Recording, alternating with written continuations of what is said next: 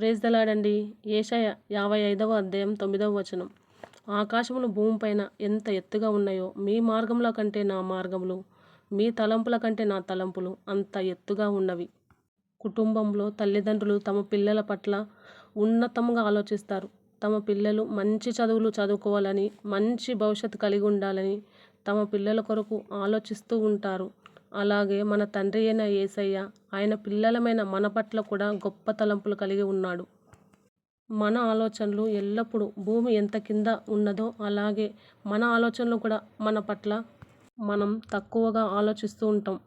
మన పట్ల దేవుని తలంపులు ఆకాశం ఎంత ఉన్నతంగా ఉన్నదో దేవుని తలంపులు మన పట్ల అంత ఉన్నతంగా ఉన్నాయి.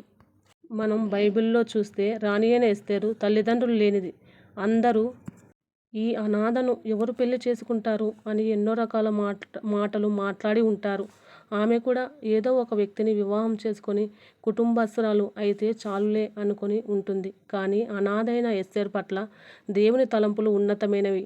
127 సంస్థానాలకు దేవుడు ఎస్తేరును రాణిగా నియమించాడు. అందరూ రాణి పోటీకి సిద్ధం అవుతున్నవారు, నీవు అనాథవు, రాజు నిన్ను పెళ్లి చేసుకోడు అని అక్కడ ఉన్నవారందరూ అని ఉండింటారు.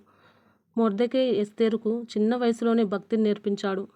తల్లిదండ్రులు లేని ఎస్తేరుకు యేసయ్యనే తల్లి తండ్రి. దేవుడు ఎస్తేరు మీదికి రాజు దయ వచ్చే విధంగా చేసి వస్తీకి బదులుగా ఎస్తేరును రాణి అయ్యే విధంగా ఎస్తేరు పట్ల రాజుకు దయ పుట్టించాడు. గొర్రెల కాపరి అయిన దావీదు ఇప్పుడు నాకు 100 గొర్రెలు ఉన్నాయి, ఇంకా నాకు 500 గొర్రెలు అయితే చాలులే అనుకొని ఉండి ఉంటాడు. కానీ దావీదు పట్ల దేవుని తలంపులు ఉన్నతమైనవి. గొర్రెల దొడ్డిలో ఉన్న దావీదును దేవుడు ఇశ్రాయేలును తన ప్రజల మీద రాజుగా నియమించాడు. అలాగే మన తలంపుల కంటే దేవుని తలంపులు మన పట్ల ఉన్నతమైనవి. ప్రార్థనా వసతులుంటే పెట్టండి, ప్రేయర్ చేస్తాము. లైక్ చేయండి, షేర్ చేయండి, సబ్స్క్రైబ్ చేయండి.